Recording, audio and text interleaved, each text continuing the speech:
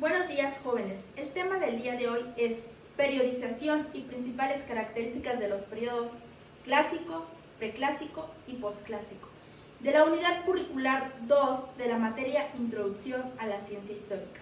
Comenzamos.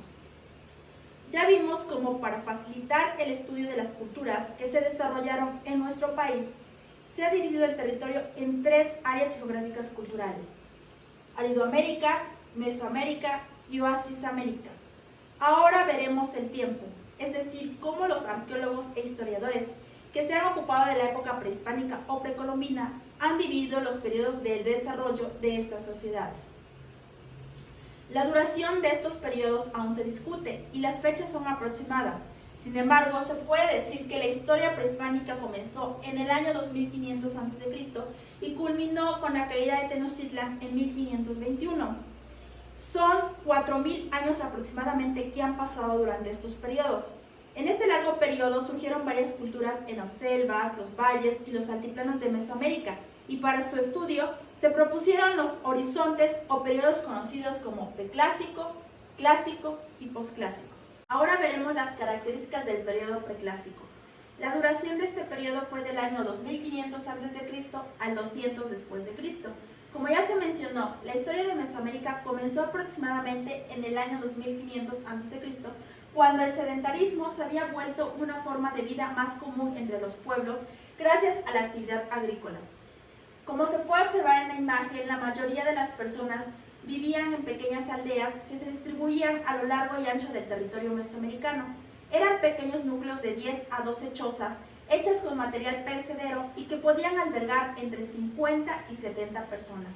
En esta etapa se consolida la organización de varias casas en torno a un patio que servía de cocina y de lugar para trabajar. Dicha forma continuó usándose en los hogares aún después de la conquista española.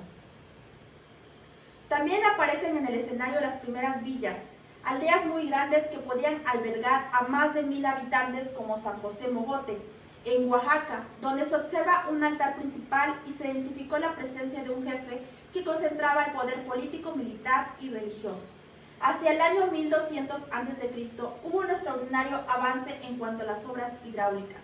Así se construyeron terrazas y canales de irrigación, lo que propició al aumento poblacional y aumentaron los excedentes agrícolas. También se organizaron las sociedades, pues se sabe que en esta etapa se desarrolló la especialización en el trabajo y la estratificación social. Las villas comenzaron a crecer y algunas se convirtieron en grandes ciudades. En la costa del Golfo de México surgió la cultura olmeca, que trajo consigo una serie de rasgos estilísticos que se extendieron en toda Mesoamérica. Por ejemplo, el uso de altares de piedra, la talla de felinos, particularmente jaguares, los rostros humanos de ojos rasgados con cejas flamígeras y labios gruesos. También se encontraron lo que podía interpretarse como los primeros dioses mesoamericanos. El culto del jaguar pudo ser un antecedente del dios Tlaloc y la serpiente de Quetzalcóatl. Las ciudades olmecas más importantes fueron San Lorenzo, La Venta y Tres Zapotes. En San Lorenzo se comenzaron a tallar las famosas cabezas colosales, como se puede observar en la imagen, mientras que en La Venta se levantó la primera pirámide que hubo en nuestro país. La influencia olmeca se extendió en Oaxaca, como se evidencia tras el surgimiento de Monte Albán en el año 500 a.C. Esta ciudad fue el resultado de un enorme esfuerzo de varias aldeas por unificarse como confederación para dominar los valles centrales de Oaxaca por medio de la fuerza.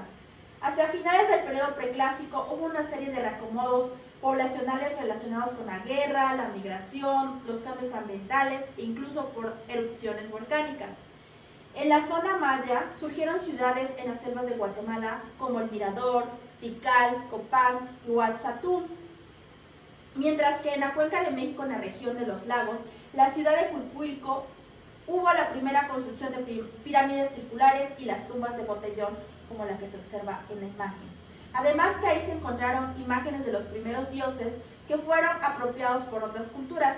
A diferencia de la necrópolis de Cuicuilco, Teotihuacán era un desorganizado conjunto de aldeas que sobrevivían gracias a la explotación de la obsidiana, pero en los primeros siglos de la era cristiana se convertían en lo que muchos consideraban el único imperio real de Mesoamérica durante el horizonte clásico.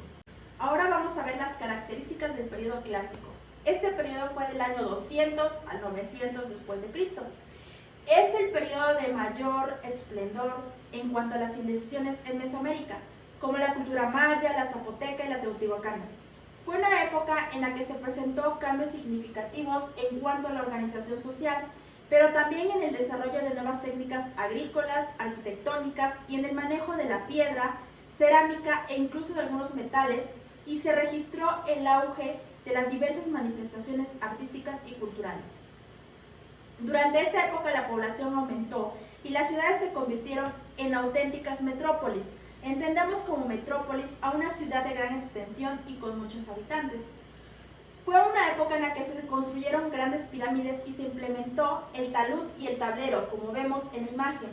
La implementación de estos elementos arquitectónicos sirvieron para que estas construcciones se levantaran sin la necesidad de usar cimientos, como por ejemplo la pirámide de Teotihuacán o en la zona maya.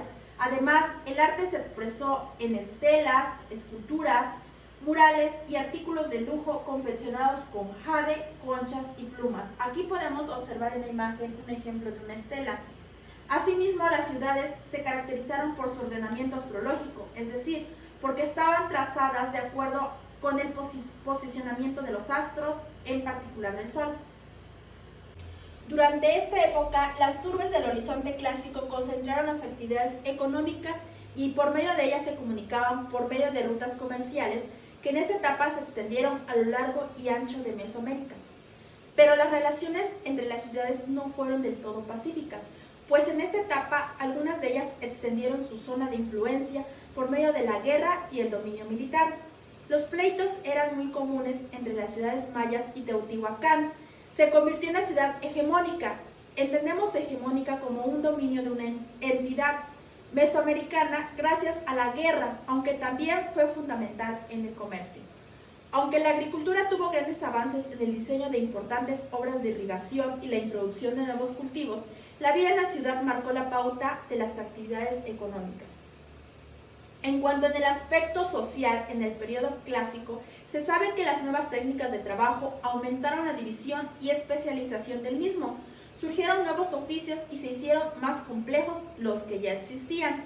La religión se volvió más compleja y las deidades fueron adquiriendo características muy particulares que nos permiten identificarlos como dioses del agua, de la fertilidad, del fuego, del sol y del viento.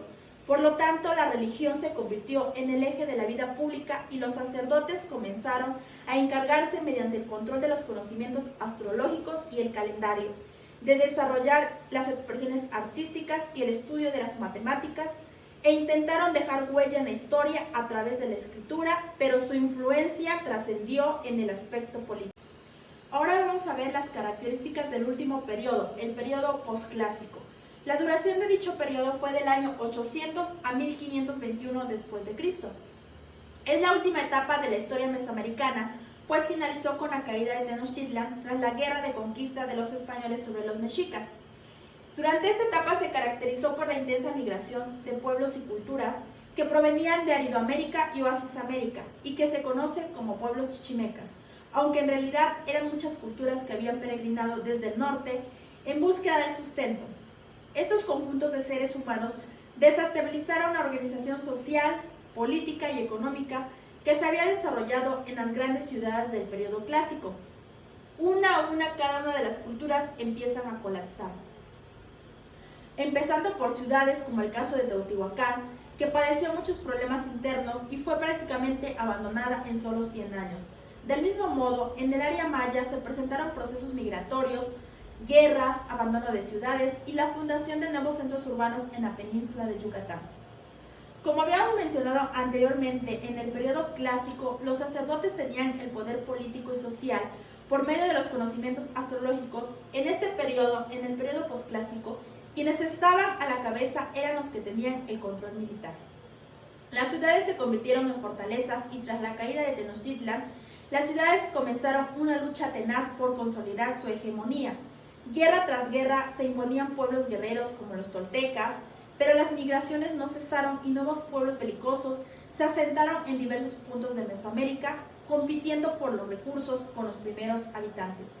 Uno de estos pueblos fue el de los mexicas, quienes después de una larga peregrinación desde un lugar remoto del norte llamado Aztlán, se asentaron en lagos de la Cuenca de México y después de varias guerras y alianzas lograron consolidar ciertas alianzas y hegemonías cuando Hernán Cortés y sus huestes arribaron a la región de los lagos de México. Los mexicas en ese momento era el pueblo más fuerte de Mesoamérica.